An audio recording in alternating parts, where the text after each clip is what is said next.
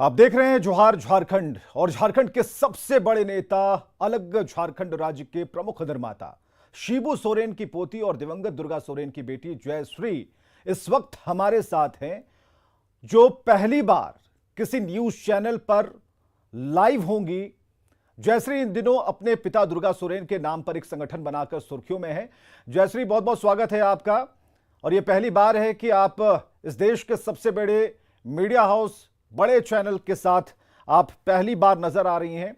और ये जो परिचय है जो हम बता रहे हैं, इसके अलावा भी आपसे परिचय लेंगे, आपसे आपके बारे में जानेंगे, आपकी यादों के बारे में, आपके संगठन के बारे में, और जब आप क्या कुछ आगे करना चाहती हैं इसके बारे में। लेकिन आपके जो संगठन को लेकर जो कई सवाल उठ रहे हैं, इस पर बात करेंगे और जयश्री से जवाब भी लेंगे। लेकिन पहले हम चाहते हैं कि जयश्री झारखंड के लोगों को अपने अंदाज में अपना परिचय दें। जयश्री, आपका अंदाज, वो भी झारखंडी वाला, हम चाहेंगे कि लोगों को अपने बारे में आप बताएं सबसे पहले। जोहार, मेरा नाम जयश्री सोरेन है और मैं सोरेन ख़ानदान से बिलोंग करती हूँ और मैं दुर्गा सोरेन की सबसे बड़ी बेटी हूँ। और आज मैं इस मंच पे इसलिए आई हूँ क्योंकि मैंने और मेरी बहन ने मिलकर दुर्गा सोरेन सेना का निर्माण किया है झारखंड के विकास के लिए।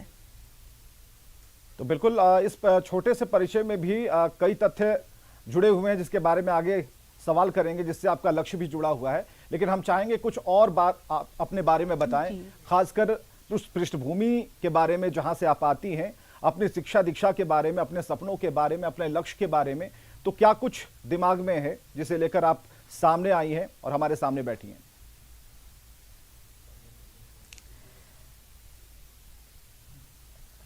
मैं और मेरी बहन हम यही चाहते कि जो मेरे पिताजी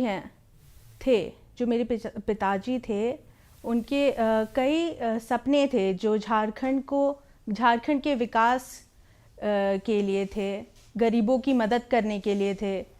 और जो विस्थापित लोग हैं उनको न्याय दिलाने के लिए थे। वैसे कई अच्छे ऐसे सपने थे झारखंड के लिए जो वो पूरा करना चाहते थे और वो अधूरे रह गए क्योंकि वो बहुत ही जल्दी हमें छोड़ कर के चले गए। और इसीलिए मैंने और मेरी बहन ने ये निर्णय लिया है कि क्योंकि हम भी कहीं ना कहीं चाहते हैं कि झारखंड के लिए अच्छा हो, क्योंकि हम भी इसी प्रदेश के लोग हैं और हम देख रहे हैं कैसे बाकी के राज्य किस तरह से डेवलप हो रही है और झारखंड बहुत ही स्लो है उसके कंपैरेटिवली।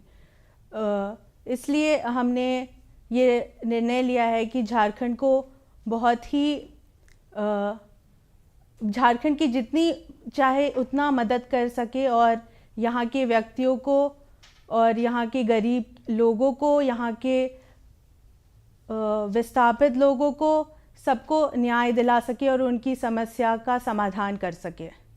बिल्कुल, जैसा कि आपकी पृष्ठभूमि में चलेंगे तो सबसे पहले एक बड़ा नाम है शिबू सोरेन जी का, उसके बाद दुर्गा सोरेन आते हैं। हेमंत सोरेन जो आपके अंकल हैं, चाचा हैं, वो मुख्यमंत्री हैं झारखंड के। आपकी माँ सीता सोरेन विधायक हैं। तो एक बड़ी लंबी चौड़ी और मजबूत बड़े आकार वाली पृष्ठभूमि आपके साथ में है। लेकिन लोग जब आपसे कहेंगे जल जंगल जमीन की लड़ाई से शुरू हुई ये बात, आप तक कैसे पहुंची और आप इन तीनों बातों को अपने साथ कैसे जोड़ती हैं, जल जंगल और जमीन को, तो क्या इसका जवाब होगा? मैं खुद एक आदिवासी हूँ और मैं झारखंड से भी बिलोंग करती हूँ। और मैं झारखंड में तो पढ़ी नहीं, मैं बाहर पढ़ी हूँ और मैंने देखा है कि बाहर में कैसे झारखंड कंपेयर टू झारखंड बाहर के राज्यों में कितनी अच्छी तरीके से सारे बच्चे पढ़ लिख रहे हैं और इतनी आगे बढ़ रहे हैं, नौकरियां उनको मिल रही हैं। लेकिन झारखंड में वो सारी सुविधा अभी भी नहीं है। और जल जंगल ज़मीन की तो बात ही कहानी ही यहाँ की कुछ और है। यहाँ की जो जल जंगल ज़मीन है, इसके लिए मेरे दादाजी श्री शिबू सोरेन जी, वो उस समय इन जो भी गलत चीज़ हो रही थी झारखंड वासियों के साथ उनका विरोध करते आ रहे हैं। उस समय से जिस समय सारी सुविधा कुछ खास नहीं थी झारखंड में, सब सारी सुविधा का अभाव था। और आज जब हमारे पास इतनी हमारे उस कंपेयर टू उस समय, अभी तो हमारे पास बहुत सारी सुविधाएं आ गई है। मुझे लगता है कि इन सब सुविधाओं का लाभ उठा करके हमें झारखंड को आगे ले जाना चाहिए। आपने अपनी शिक्षा के बारे में थोड़ा बताया, लेकिन हम पूरा जानना चाहते हैं। जयश्री, आपकी शिक्षा कहाँ हुई, कहाँ पढ़ने चली गई, क्या उम्र थी? आपने कहा कि हमने बाहर से पढ़ाई की है, तो उसका इफेक्ट तो बाद में जानेंगे, पहले वहाँ जानते हैं कि कहाँ आप चली गई पढ़ने के लिए और क्या आपने पढ़ा।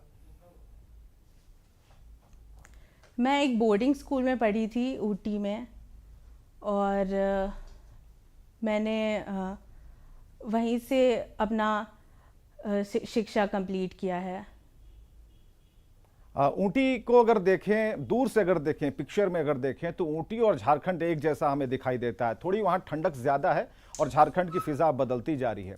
जिस संगठन से आप ताल्लुक़ रखती हैं और जिस संगठन में एक बड़े पद को आप संभाल रही हैं, दोनों बहनें आप चला रही हैं इसे, तो आपने कई सवालों को खुद जन्म दिया। आपने कहा कि जो चीज़ें होनी चाहिए तो वो नहीं हो पाई। तो आपको लगता है कि दुर्गा सोरेन की जो, दिवंगत दुर्गा सोरेन की जो सोच थी या शिबू सोरेन की जो सोच है, इनसे अलग अभी चीजें या फिर व्यवस्थाएं चल रही हैं, इसमें कुछ अच्छा करना होगा? जी, वो जो हमारी पार्टी है जेएमएम, वो बहुत ही अच्छे से काम कर रही है, लोगों की मदद कर रही है। हम बस एक तरह से एक हेल्पिंग हैंड की तरह उनकी मदद करना चाहते हैं। और हम आपके पापा के बारे में जानना चाहते हैं। दुर्गा सोरेन से जुड़ी हुई क्या क्या यादें हैं? हमने तो उनको बहुत करीब से देखा है, जाना है, और उनके भाषणों को भी काफ़ी दिनों तक हम लोगों ने रिकॉर्ड किया और देखा कि एक प्रभावशाली नेता के तौर पर खुद स्थापित उन्होंने किया और एक बड़ी महफिल सजती थी। क्या यादें हैं बचपन की, उनके साथ बिताए हुए पल की? क्या क्या यादें संजोए हैं अभी तक दिमाग में?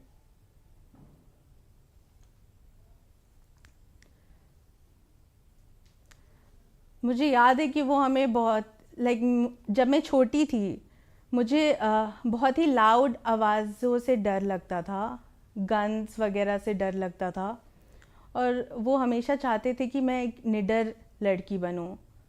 और वो क्या करते थे, वो मुझे उन्होंने, उनके पास भी कुछ गनें थी, उन्होंने मुझे बोला कि तुम आओ, तुम्हें राइफ़ल शूटिंग सिखाएंगे। और उनकी वजह से मैंने राइफ़ल शूटिंग भी सीखा, और हर चीज़ के लिए वो हमेशा हमें एनकरेज करते रहते थे। जो भी अभी हम लोग, मतलब कि जैसे भी हम अभी है, सब उन्हीं की वजह से हैं। जिस तरह से उन्होंने हमें, जो भी हमें, जब तक वो ज़िंदा थे तब तक उन्होंने हमें जो भी सिखाया है, अभी हम जो कुछ भी है उसी के वजह से हैं। इसका कितना प्रभाव है कि हम जब दादा दादी की बात करते हैं तो उसमें कहानियों का जिक्र होता है। तो जब शिबू सोरेन की गोद में आप थीं और तब से लेकर अब तक में कितनी ऐसी कहानियां शिबू सोरेन ने उस काल की सुनाई कि एक शिबू सोरेन को गुरुजी बनने में, दिशोम गुरु बनने में जो वक्त लगा, इस बीच की कहानियां, क्या आपके बारे, उन चीज़ों के बारे में कभी जिक्र किया उन्होंने, शिबू सोरेन ने? बहुत बार हम बचपन से उनकी संघर्ष की कहानियाँ सुनते आ रहे हैं। किस तरह से वो किस तरह से उनके पीछे लोग पड़ गए थे, किस तरह से उन्होंने आज़ादी की लड़ाई लड़ी। और जब झारखंड अलग होने के लिए जब बिल पास हो रहा था, उस समय की कहानियाँ हमें बताई गई कि सब कितने खुश थे। काफ़ी कुछ उन्होंने बताया है, वो एक इंटरव्यू में तो सब नहीं बता सकते। बिल्कुल। उस रिलेशन की बात जब हम करते हैं, दादा और पोती, वो कहते हैं कि कहावत है कि मूल से सूद प्यारा, तो आप तो सूद हैं, जो पोती हैं, तो आपका अधिकार दादाजी पर और दादा का अधिकार पोती पर ज़्यादा होगा।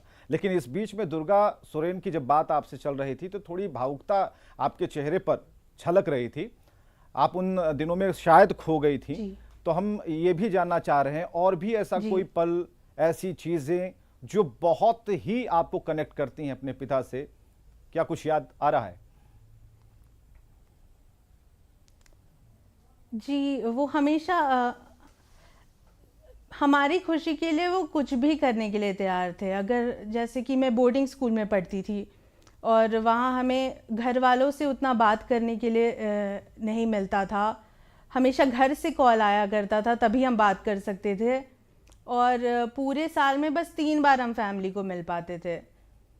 तो फिर मेरा बर्थडे था और मैं थोड़ी सी अपसेट थी कि अच्छा, इस बार अब लगता है फैमिली के साथ उतना बर्थडेज वगैरह नहीं मना पाएंगे, लेकिन वो आ जाते थे मेरा बर्थडे सेलिब्रेट करने के लिए।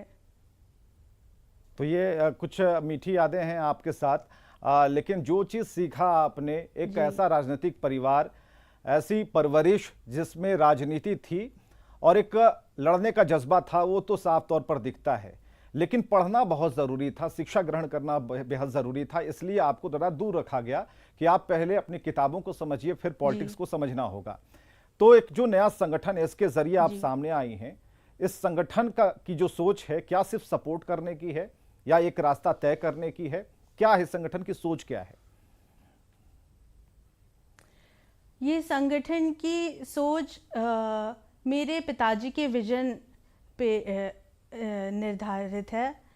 वो जो भी सपना देखे थे झारखंड के लिए, झारखंड के विकास के लिए, झारखंड के लोगों के लिए, यहाँ के लोगों को न्याय दिलाने के लिए, क्योंकि वही सपना हम पूरा करना चाहते हैं। और जैसे कल भी मेरा एक प्रोग्राम था जहाँ हम रामगढ़ में, यहाँ झारखंड में एक जगह है रामगढ़ करके, तो वहाँ हम जा कर के लोगों से मिल रहे थे। तो कई ऐसी समस्याएं वो हमें उधर बता रहे थे, लेकिन उन समस्याओं का हल नहीं हो पाया है।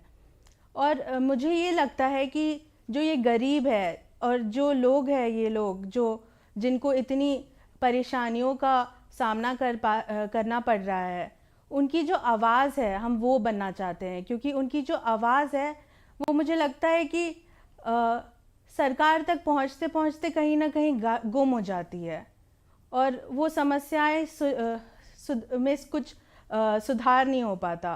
तो हम वही आवाज़ को बुलंद करके सरकार तक पहुंचाना चाहते हैं ताकि झारखंड का विकास हो पाए। आपने जयश्री दो बातें कही कि एक तो जेएमएम बढ़िया काम कर रहा है, आपके चाचा जी मुख्यमंत्री हैं सूबे के। हम ये जानना चाह रहे हैं कि एक अलग संगठन बनाने की ज़रूरत क्यों पड़ती है? जब सब कुछ बढ़िया ही चल रहा है तो फिर एक सेना और क्यों?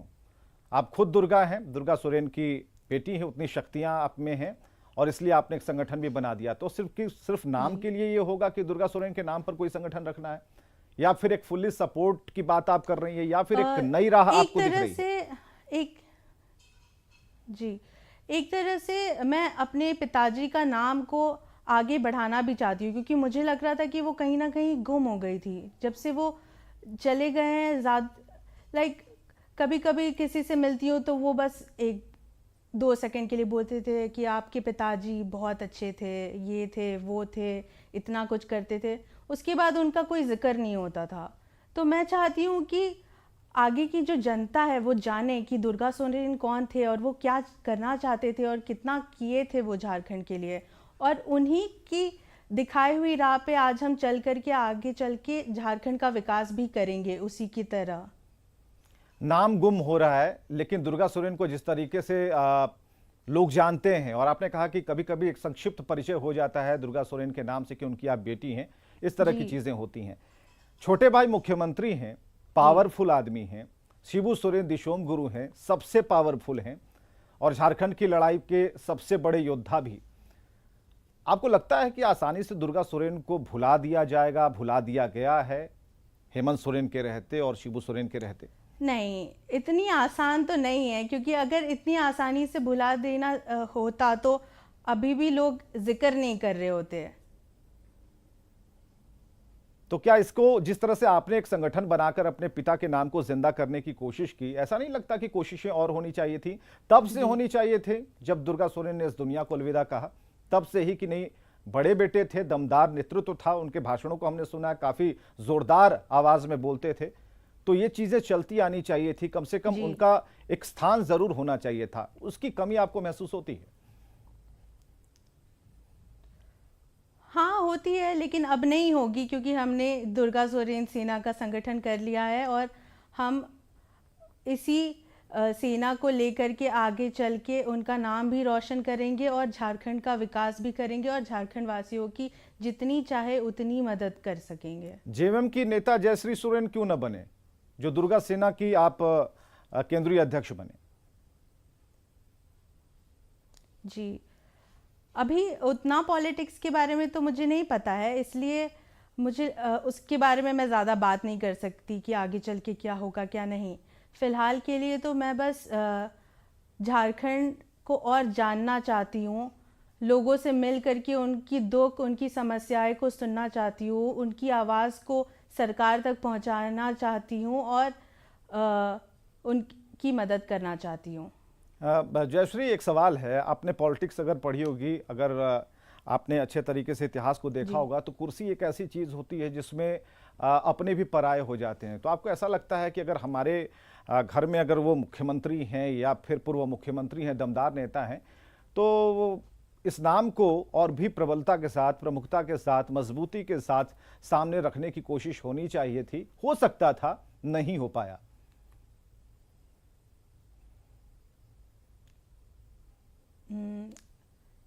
आप फिर से बताएंगे ये सवाल? नहीं, हमारा सवाल बस एक छोटा सा सवाल है कि जब इतने पावरफुल लोग घर में हैं और अच्छा। अहम जगहों पर हैं, जिनके हाथ में पूरे झारखंड की जिम्मेदारी है, तो दुर्गा सोरेन के नाम को बिल्कुल मजबूती के साथ लिया जा सकता था, उन्हें एक पहचान दी जा सकती थी और हर जगह उनका एक बैनर हो सकता था। ये नहीं हो पाया, होना चाहिए था। हम्म।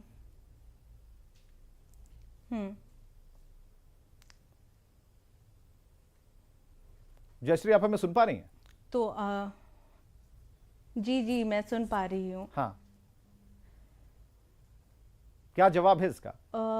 होना चाहिए था, लेकिन अब तो होगा ही। संगठन के जरिए होगा, जेएमएम के जरिए नहीं होगा? अभी तो संगठन के जरिए होगा, आगे चल के देखते हैं। और भी बहुत ही सारे माध्यम हैं जिस तरीके से हम उनको पोर्ट्रे कर सकते हैं। चलिए, कभी चाचा जी से ये पूछा आपने कि क्यों ऐसा पिताजी के नाम को लेकर के ये तलखी दूरी क्यों हो रही है? कभी इसके बारे में जानकारी ली, कभी ऐसे खाने की मेज पर बातचीत करते हुए? नहीं, मुझे नहीं लगता कि वैसी कुछ दूरी हो रही है। मुझे लगता है कि वो झारखंड की सेवा करने में कुछ ज़्यादा ही व्यस्त है। लाइक, इतना आसान नहीं है कुर्सी संभालना, और वो बहुत ही अच्छे तरीके से वो संभाल रहे हैं और जितना मेहनत वो कर सकते हैं वो उतना मेहनत कर रहे हैं। चलिए जयश्री, आपने कहा कि पॉलिटिक्स की समझ उतनी नहीं है, लेकिन जितने ठहराव के साथ आप जवाब देती हैं उससे बिल्कुल अंदाजा हो रहा है कि आपने राह पकड़ ली है संगठन के जरिए ही। और सक्रिय राजनीति की तरफ बढ़ने के लिए क्या कोई दिमाग में क्या चल रहा है, प्लानिंग क्या है, नेक्स्ट प्लान क्या है? राजनीति की बात करें तो अभी मैंने राजनीति के बारे में कुछ सोचा नहीं है। अभी एक स्वतंत्र संगठन के थ्रू ही मैं झारखंड वासियों की मदद करना चाहती हूँ, और जो मेरे पापा सोचते थे कि झारखंड को कैसा होना चाहिए वैसा बनाने की कोशिश करूँगी। एक छोटा सा सवाल, झारखंड में जो बोलियां बोली जाती हैं वो समझ जाती हैं आप? खोरठा वगैरह जो बोलियां बोली जाती हैं? हाँ, थोड़ा थोड़ा तो समझ जाती हूँ। चलिए, बहुत बहुत शुक्रिया समय देने के लिए, बातचीत करने के लिए, अच्छा लगा। पहली बार आप स्क्रीन पर आई और अपने बातों को शेयर किया हमारे साथ। चलिए, खबरों में आगे बढ़ते हैं। 3 दिन से बारिश हो रही है। साहिबगंज के बड़हलवा प्रखंड में बाढ़ जैसे हालात हैं। बरहेट के गुमानी नदी पर बारिश के पानी का दबाव बढ़ जाने से सभी फाटक को खोल दिया गया है। नदी की अगर हम बात करें तो उसके किनारे बसे जो दर्जनों गांव हैं वहां पानी घुस गया है और लोग अपने अपने सामान बचाने में लगे हैं। और चलिए, खबरें लगातार जारी हैं, आप बने रहें हमारे साथ।